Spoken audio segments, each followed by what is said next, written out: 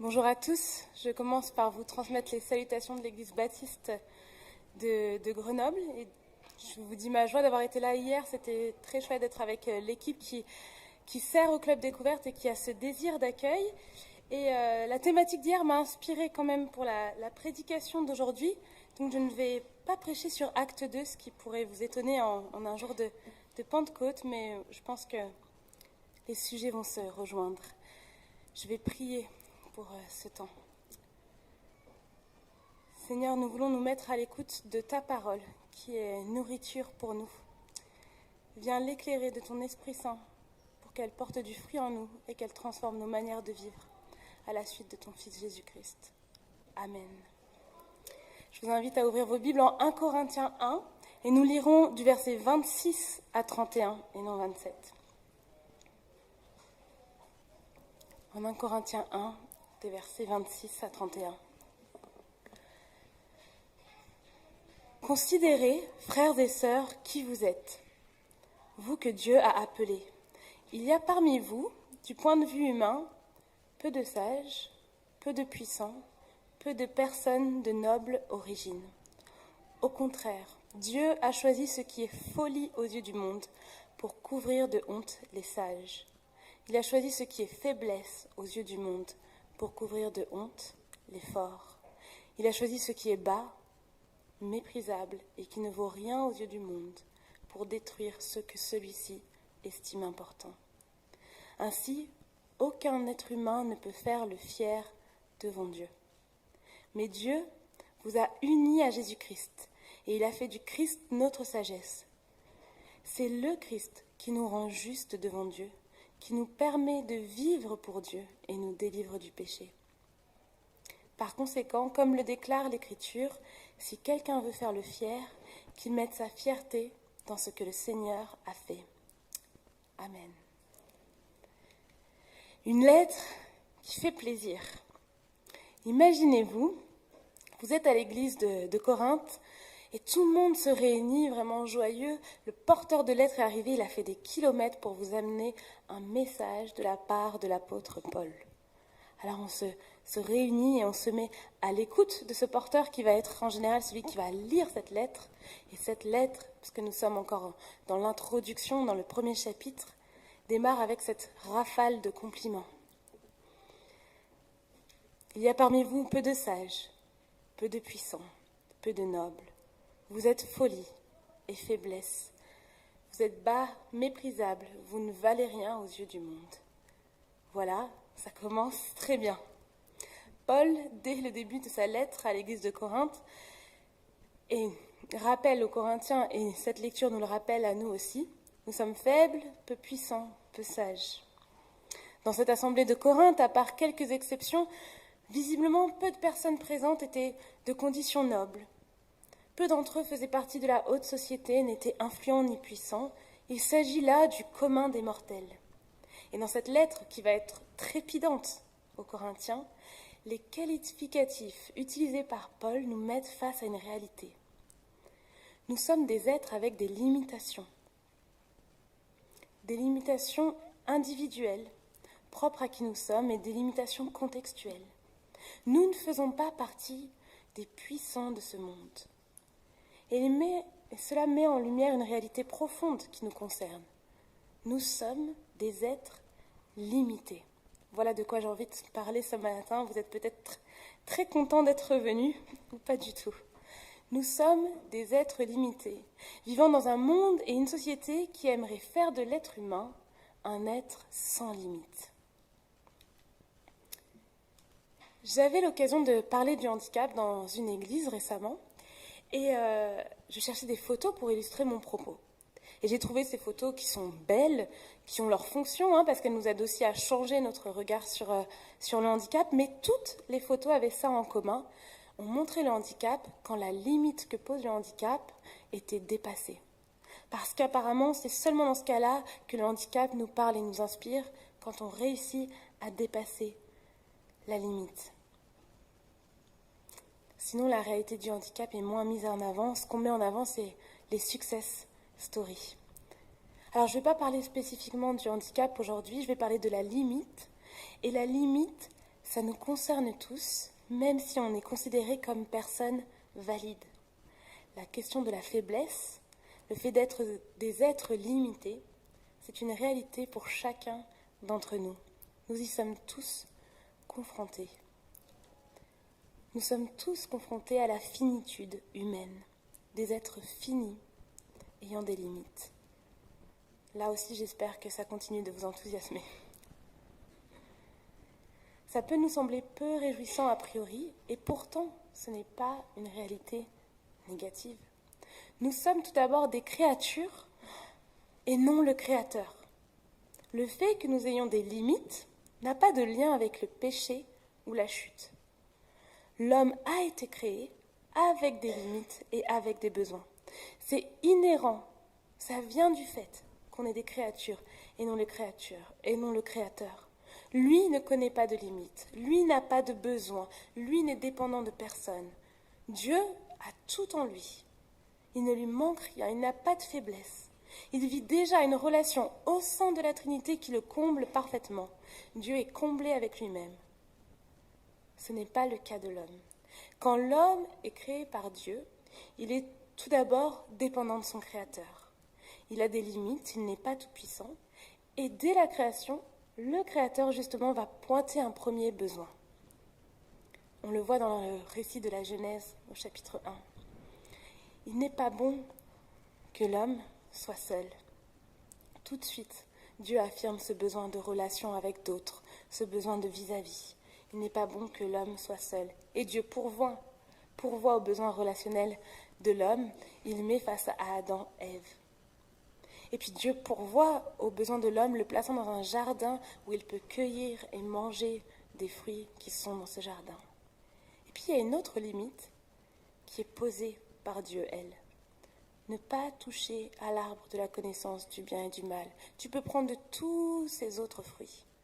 Mais là est la limite que moi je pose. Et quelle a été la première tentation? De dépasser cette limite. Si vous mangez du fruit, vous serez comme des dieux. Avant même ce moment fatidique de la chute, nous étions des êtres limités, des créatures et non le Créateur, des hommes et non des dieux. Mais l'idée de pouvoir être comme Dieu, d'avoir comme lui toutes les cartes entre les mains, c'était trop tentant. Mais pourtant, dès le départ, nous sommes créés avec des limites. Et je vous pose déjà ces questions. Est-ce que tu peux mettre la prochaine? Qu'est-ce que cela change de réaliser que nos limites sont inhérentes à qui nous sommes? Qu'est-ce que ça change? De savoir qu'avoir des limites, c'est pas mal en soi. Ça fait simplement partie de notre réalité d'être créé, de créature. Qu'est-ce que ça change? La vie, le monde, la société, parfois notre culture familiale, nous poussent à être et à faire toujours plus. Puis il faut ajouter toutes les exigences qu'on se pose sur nous-mêmes. On pense qu'il faut avoir des carrières ou des scolarités florissantes. Et en même temps, une vie familiale et sociale bien remplie, tout en ayant une discipline spirituelle sérieuse, en passant du temps dans la nature, en cuisinant en maison, en étant toujours au courant des dernières informations, en ayant le temps de penser aux autres, de prendre soin de ses enfants ou de ses parents, et bien sûr, tout cela en ayant du temps pour nous. Voilà toutes les exigences qu'on reçoit ou qu'on ressasse à l'intérieur de nous. Et peut-être vous en avez d'autres que vous pouvez ajouter à la liste. Et quand quelqu'un ne répond pas aux attentes de la société, parce qu'il est vieillissant, parce qu'il est moins performant, parce qu'il est en situation de handicap, parce qu'il est dans une situation précaire ou parce qu'il passe par un moment délicat, il apparaît comme ayant moins de valeur. Le monde, c'est ce que nous dit Paul, valorise la puissance, la noblesse et la sagesse selon ses critères. Et alors que nous essayons d'accomplir tout ce qui est attendu de nous, parce qu'en réalité, on aime bien avoir un petit peu de valeur aux yeux du monde, nous réalisons que nous sommes des êtres contraints par des réelles limites. Nous n'avons pas un temps infini, nous n'avons pas une énergie infinie, nous n'avons pas une capacité infinie. Nous ne pouvons pas tout faire. Nous ne pouvons pas être tout ce que les autres aimeraient que nous soyons. Nous ne pouvons pas souvent être tout ce que l'on aimerait être nous-mêmes. Il semble que la liste des choses à faire ne se termine jamais. Et parfois, c'est notre propre zèle qui nous pousse à la négation de nos limites. C'est vrai, il y a quand même un message à partager, un monde à sauver, et on se prend pour des mini-dieux jusqu'à ce qu'on se heurte à la réalité de notre finitude. Alors que notre finitude est bonne. Dieu nous a créés être limités, être dépendants de lui et interdépendants les uns des autres. Et dans la Genèse, vous savez comment il a déclaré ça?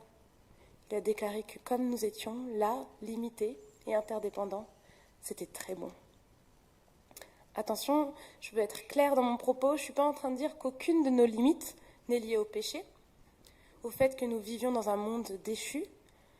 En effet, la chute a entraîné une humanité abîmée, des structures sociales, sociétales abîmées également. Mais à la lumière de la parole de Dieu, nous pouvons dire que nous avons été créés comme des êtres finis, avec des limites et des besoins, et que Dieu a déclaré ça comme très bon. Et puis, il faut ajouter que le fait que nous soyons faibles n'empêche pas Dieu de nous choisir. Nous sommes appelés et choisis. C'est ce que Paul nous dit là aussi. En même temps que cette rafale de compliments qu'il vient de nous faire, il dit « Vous avez été choisis, appelés ». Choisis, il le répète plusieurs fois, 3 fois. Vous êtes peu sage, peu puissant, peu influent. Vous n'avez pas beaucoup de valeur aux yeux du monde. Mais vous avez été choisis par le Dieu Tout-Puissant, par le Dieu absolument sage. Un Dieu qui est intentionnel dans ses choix. Ce n'est pas une erreur de casting. Dieu prend à contre-pied nos regards humains et choisit ceux qui sont perçus comme faibles pour faire plier le genou à ceux qui se croient forts, à ceux qui se croient sages et suffisants. Quand vous lisez l'appel de Moïse en Exode 3 et 4, alors que Dieu appelle Moïse à aller en Égypte pour la libération du peuple, Moïse va mettre en avant toutes ses raisons de ne pas y aller.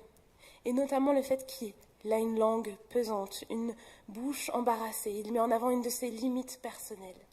Et c'est intéressant la réaction de Dieu parce que Dieu, il ne vient pas contredire Moïse.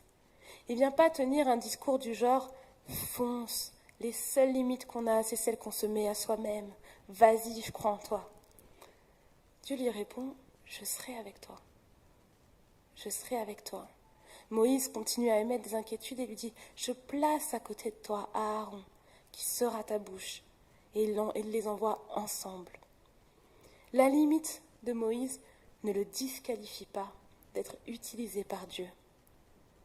Nous ne sommes peut-être pas sages, importants, influents aux yeux du monde, mais nous sommes appelés et choisis. Et nous devons prendre cet appel au sérieux. Et c'est vrai pour chacun autour de nous. Les limites de certaines personnes nous frappent peut-être plus. Le regard, parfois par méconnaissance même, elles nous déstabilisent, voire elles nous mettent mal à l'aise. Et pourtant, ça n'empêche pas les personnes concernées d'être appelées et choisies. Vous savez, il fut un temps où dans les conseils d'église, dans certaines églises, pas ici, certainement, on choisissait beaucoup les personnes au conseil en fonction de leur CV professionnel. Et c'était parfois de merveilleux conseillers, et parfois, ils n'étaient pas à leur place. Alors, des qualifications, des compétences spécifiques sont parfois nécessaires et pertinentes pour certaines fonctions, mais on ne peut pas choisir que comme ça ce que Dieu appelle à conduire et à faire cheminer l'Église. Ce texte est clair, en nous appelant, en nous choisissant, en nous unissant à Christ, Dieu a pour projet de contrer tout ce qui dans ce monde se croit sage et puissant, tout ce qui écrase le faible. Dieu nous ouvre à un paradigme différent du nôtre. Et puis, nos limites n'empêchent pas l'œuvre de Dieu. Verset 30, Dieu vous a unis à Jésus-Christ, et il a fait du Christ notre sagesse. C'est le Christ qui nous rend justes devant Dieu, qui nous permet de vivre pour Dieu et qui nous délivre du péché. Dieu lui-même n'a pas eu peur de s'abaisser jusqu'à nous rejoindre dans notre humanité. Il a pris un corps humain, un corps vulnérable, un corps limité. Il n'est pas venu en super-héros qui plane au-dessus du temple. Il est venu marcher à notre rythme. Il s'est incarné dans un corps qui a connu la faim et la fatigue, qui a vécu l'angoisse de façon extrême. Il a choisi de faire ce qui paraît aux yeux des hommes comme une folie pour être notre sagesse, pour nous délivrer du péché. Si nous sommes maintenant libres, justes, en capacité de vivre pour Dieu, il nous permet de vivre pour Dieu, en capacité de vivre pour Dieu. On ne peut en rien s'en féliciter. Aucun être humain, Paul nous dit, ne peut faire le fier devant Dieu. Nous étions dans l'incapacité totale d'agir pour nous-mêmes, mais Dieu, lui, pouvait le faire. Dieu n'est pas limité par notre nature humaine. Il a même choisi de la rejoindre. Et pourtant, il reste celui que la mort ne pouvait retenir. Le Dieu de l'univers, dans le récit de la Passion qui va jusqu'à la croix, a eu besoin d'un autre homme pour porter sa croix pendant un moment.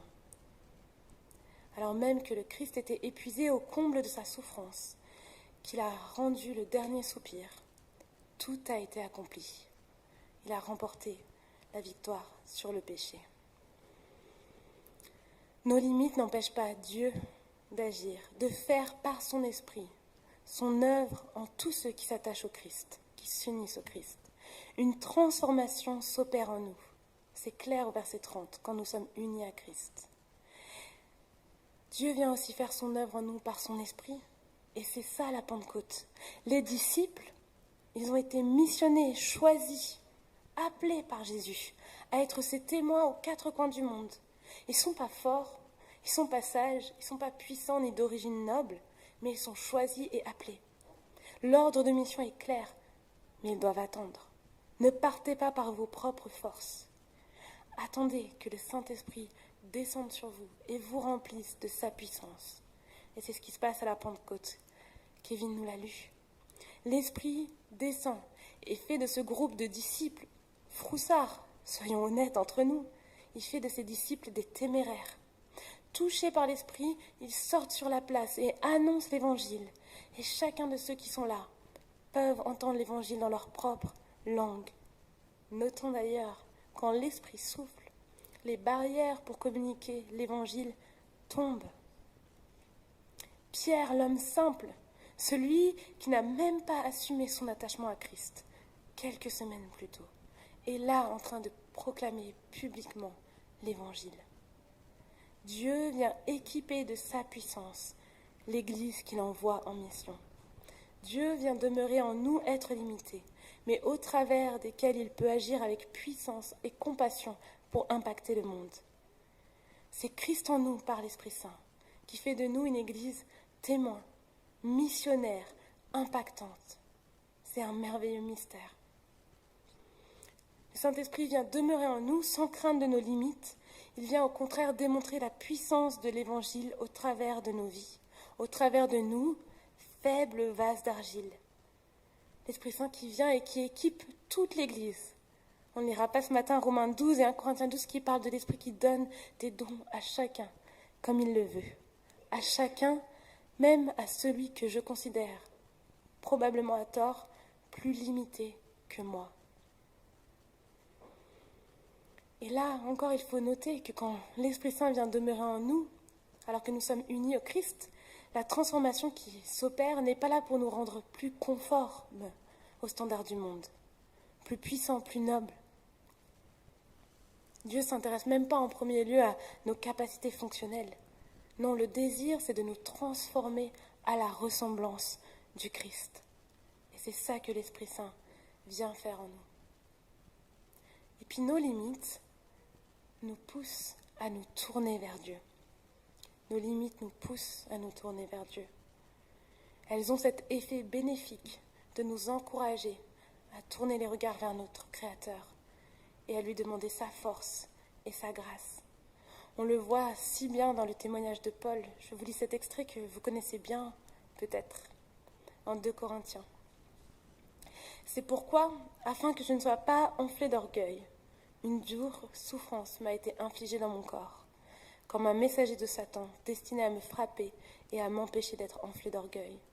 3 fois, j'ai supplié le Seigneur de me délivrer de cette souffrance. Et il m'a répondu, « Ma grâce te suffit. Ma puissance s'accomplit au sein de la faiblesse. Je préfère donc plutôt mettre ma fierté dans mes faiblesses, afin que la puissance du Christ fasse en moi sa demeure.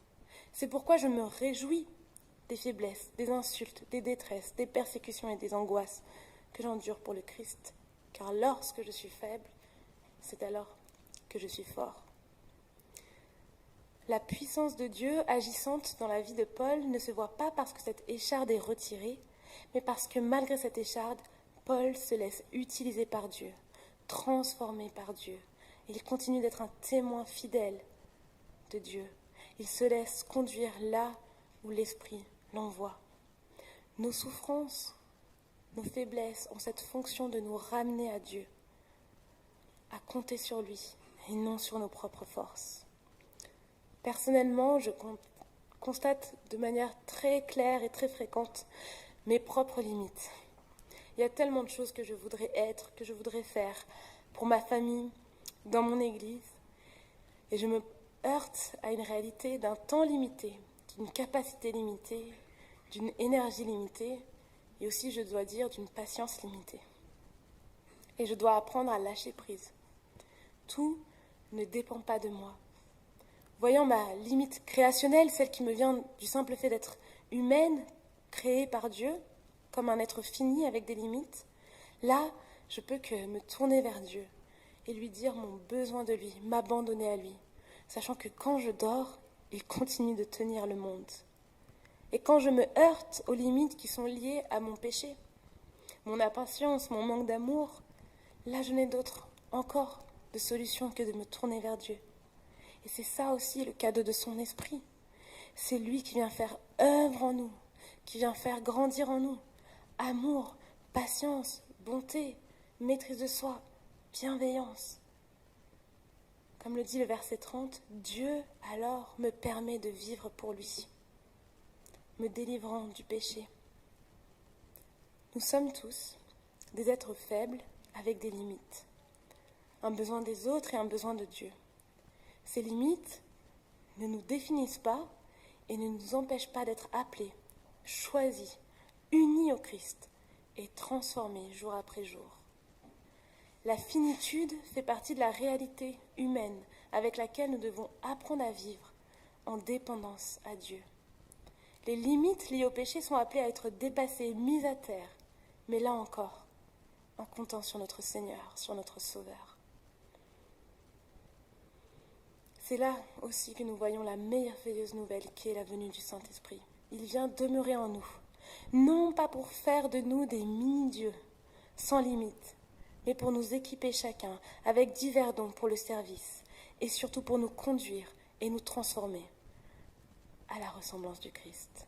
Alors peut-être, aujourd'hui, est une opportunité nouvelle d'arrêter de nous débattre par nos propres forces, de vouloir être comme des dieux, tout-puissants, mais de reconnaître nos limites et de les voir comme une opportunité de nous tourner vers notre Père, et de laisser nos limites humaines nous conduire au pied de notre Dieu.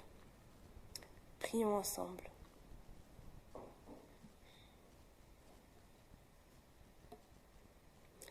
Notre Dieu, notre Père, toi qui es tout-puissant, toi qui es sans limite, toi qui es plein de sagesse, nous nous tournons vers toi. Seigneur, alors même que tu nous as créés être limités, tu as déclaré ça comme très bon. Garde-nous de vouloir être comme des dieux tout-puissants, capables de tout. Au contraire, aide-nous à être dans ce que tu nous appelles à faire, à quitter toutes les exigences du monde ou que l'on s'impose à nous-mêmes, mais à être en relation avec toi et à avancer là où ton esprit nous conduit, en avançant dans une dépendance complète à toi, en t'abandonnant toutes choses. Là où nos limites sont liées au péché, viens faire ton œuvre en nous et transforme-nous jour après jour à la ressemblance du Christ. Merci pour l'envoi de l'Esprit Saint qui nous accompagne, qui nous équipe, qui nous façonne. Nous t'offrons nos vies. Amen.